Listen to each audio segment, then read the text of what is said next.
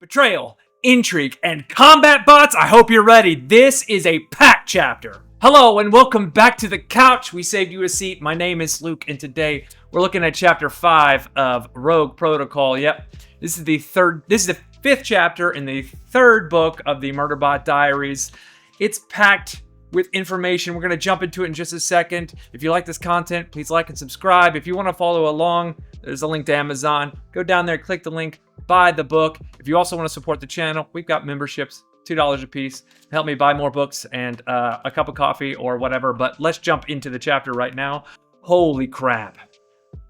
Holy crap. Okay, so by far the longest chapter in the first three books, and probably my favorite one, to be frank with you. Combatbots. What a cool thing. 10-foot tall apparatus, thoughtful, strategic, weapons all over the place, a bladed hand, projectiles. What are we doing? And they're not even as dangerous as, and Murderbot says, security bots, security combat bots, SecCom bots. I can't wait to see those things. What are they going to be? Just an absolute tank? Anyway, yeah. So, Murderbot's. Okay, so what we've done now, I think this is the best example of a cyborg's comprehensive thinking process. Because all throughout this chapter, specifically, all throughout this chapter, we have Murderbot coming to conclusions and the best probable outcomes so much quicker than everyone else. Like, it's doing what it's programmed to do, but has those human emotions and the creativity to do slight swerves all the time. And so we've got it a few times. The drones, taking over all of the drones to just distract these absolute units that are combat bots, and then making them just do the thing while Murderbot goes and saves Hyrule is super impressive. Super cool. I love that we don't have a main character, a protagonist that just isn't just stronger than everyone else. It's thoughtful. It does things from a creative standpoint and a strategic standpoint that puts it in the best position to be successful while utilizing every resource it has to get a great outcome. And that resource sometimes is TV content, which is pretty cool. Pretty cool. The betrayal that we have from Wilkin and Girth, Wilkin specifically, came out of left field. I wasn't expecting it, to be honest with you.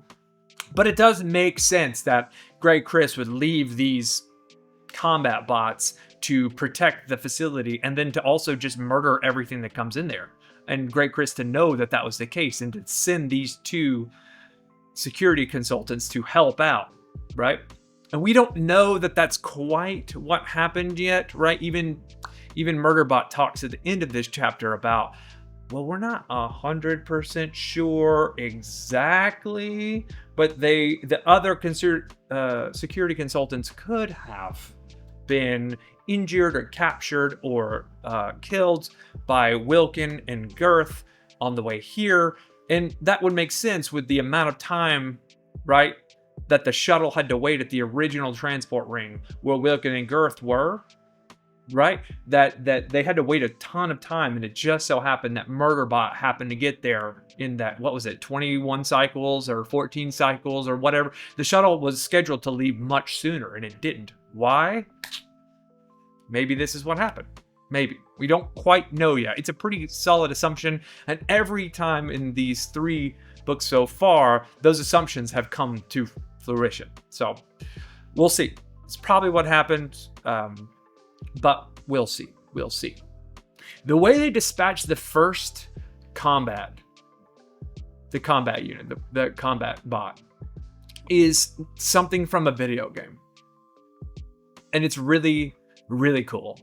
They attach explosives to the inside of it, and it just boom, boom, boom, boom, boom. And to be honest with you, after that happened, I was like, okay, so Murderbot's let it slip that there's for sure, to the audience, that there's for sure other combat bots within the facility, and that they were for sure going to run into them, and they were for sure going to get flanked by them.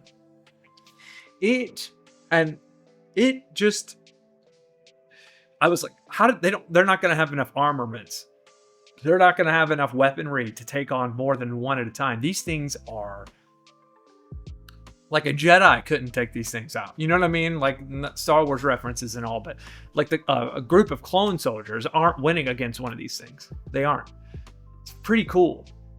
It's pretty cool how they take out the first one. Yeah.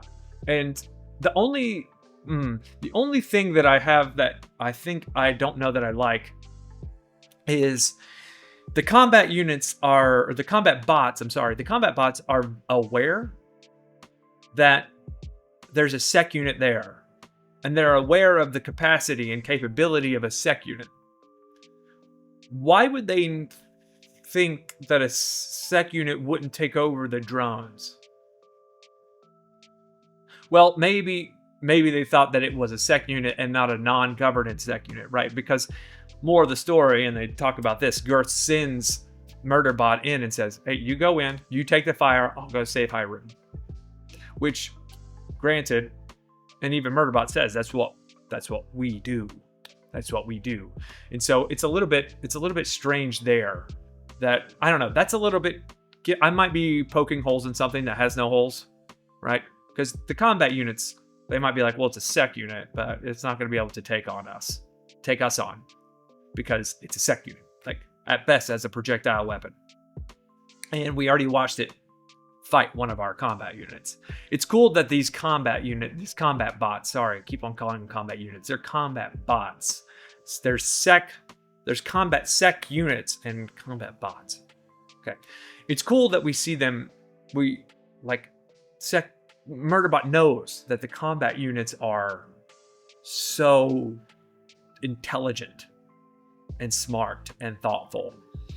It's interesting. We don't get that in other fiction for bots specifically, right? Like the capacity for these combat units is incredible. I bet one could have probably protected that whole facility. Maybe two. They each had a complement of 10 drones. That's what they said. So because Murderbot getting the 30 drones and utilizing them is crazy. It's really, really cool. But no, I like the continued relationship that Murderbot has with Wilkin and with Girth, specifically Wilkin, obviously, and not liking security consultants because they're too slow.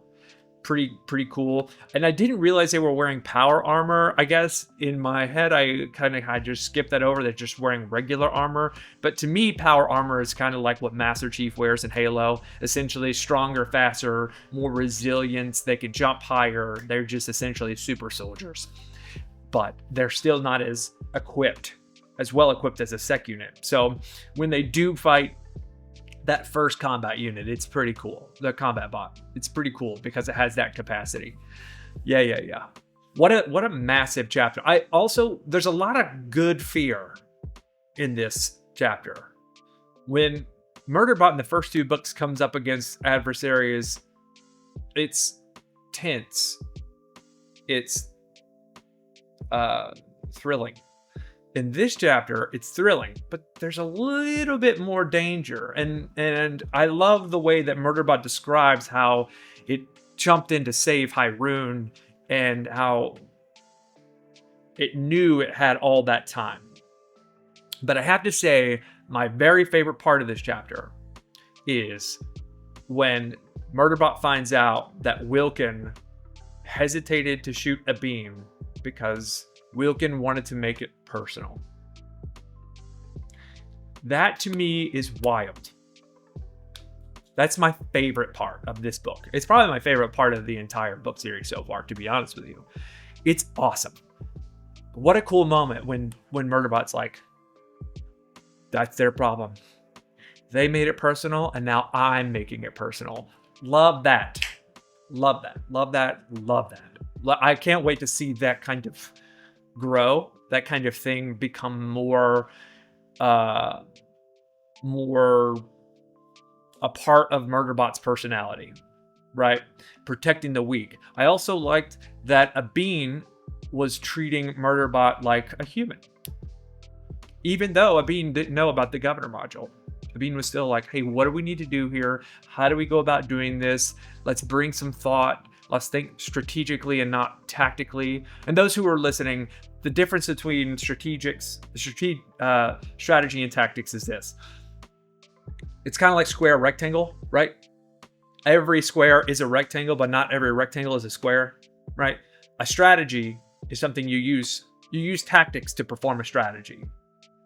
And Murderbot always thinks in strategy because the tactics are built in. It's essentially like when you watch a professional basketball player, right? And you see like Kobe Bryant, rest in peace, or whomever, and they do this crazy sick move to get to the basket. All that's muscle memory. They've done that move a million times. That's not just creative license. That's the most athletic person in the world is just doing this out of nowhere. LeBron James practiced chase down blocks for sure, right? Deion Sanders practiced following routes over and over and over and over again so that they could think strategically and not tactically. Like, that's the point. And so it's cool that a bean thinks strategically and that Murderbot catches on to it and appreciates it and respects it, as opposed to making it personal, which is what Wilkin did. I love this. This is cool. We're building up the personality. We're building up the world. And I like that Murderbot likes more humans. It makes it better. Anyway, I've rambled on a whole lot. There's a lot going on in this chapter, but we're almost finished with this book. I don't know how many more chapters are left, maybe 1 or 2, but we've got to get back to the ship. We've got to maybe fight another combat unit or combat bot, and we've got to defeat Girth before. Then we got to get Murderbot off this shuttle and somehow communicate with the preservation group and with Mensa. Yeah, we've got to do that. And I'll be honest with you, I kind of hope we get an Empire Strikes Back ending to one of these books. We didn't get one in the first one, obviously, because it's the first one, but we didn't get one in the second one, right? Are we going to get one here? Is Grey Chris going to come up with something to...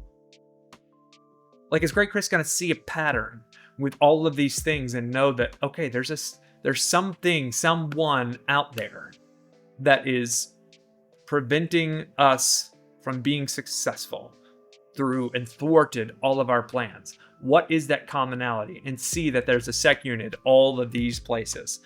That way, Grey Chris develops an adversary for Murderbot. I wonder if that's going to happen. I think that would be really, really cool. Some sort of through line. And also, we didn't talk about this. There's no evidence of this one being Illuminati.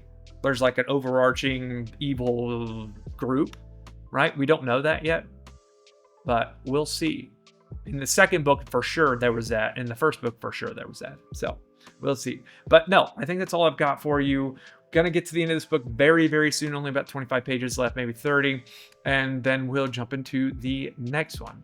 So if you like this content, please like and subscribe and share. Once again, memberships, be nice, be great. If not, that's okay too. You can see all of our content. It's on YouTube.